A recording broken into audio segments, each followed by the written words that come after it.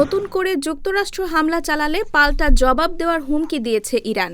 একই সঙ্গে কৌশলগত হরমুজ প্রণালীর উপর নিজেদের নিয়ন্ত্রণ অটুট রাখার অবস্থানও পুনর্ব্যক্ত করেছে দেশটি।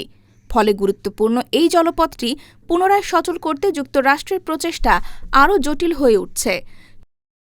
চলমান সংঘাত ২ মাস পেরিয়ে গেলেও বিশ্বের প্রায় ২০% তেল ও গ্যাস সরবরাহের প্রধান রুট হরমুজ প্রণালী এখনও পুরোপুরি স্বাভাবিক হয়নি।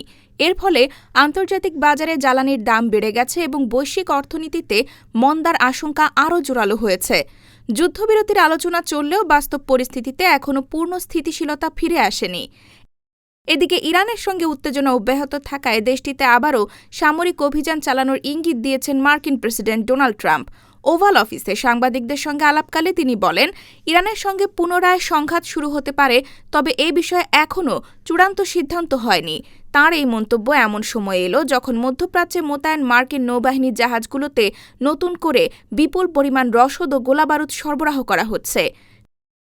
ট্রাম্প আরও জানান, ইরানের সঙ্গে সম্ভাব্য নতুন যুদ্ধ বা সমঝোতা নিয়ে আলোচনা সীমিত পরিসরে চলছে এবং বিষয়টি সম্পর্কে তিনিও কিছু শীর্ষ কর্মকর্তা ছাড়া অন্য কেউ বিস্তারিত জানেন না। একই সঙ্গে তিনি দাবি করেন, ইরান একটি সমঝোতায় পৌঁছাতে আগ্রহী এবং পরিস্থিতি স্বাভাবিক হলে বিশ্ববাজারে তেলের দাম কমতে পারে। অন্যদিকে ইরানের বিপ্লবী গার্ড বাহিনীর একজন জ্যেষ্ঠ কর্মকর্তা বলেছেন, যুক্তরাষ্ট্রের যে কোনো নতুন হামলার জবাবে মধ্যপ্রাচ্যে মার্কিন ঘাঁটিগুলোতে ভয়াবহ হামলা চালানো হবে। ইরানের সর্বোচ্চ নেতা মোজতবা খামেনি এক বার্তায় স্পষ্ট করেছেন, হরমুজ প্রণালীর ওপর তাদের নিয়ন্ত্রণ অব্যাহত থাকবে।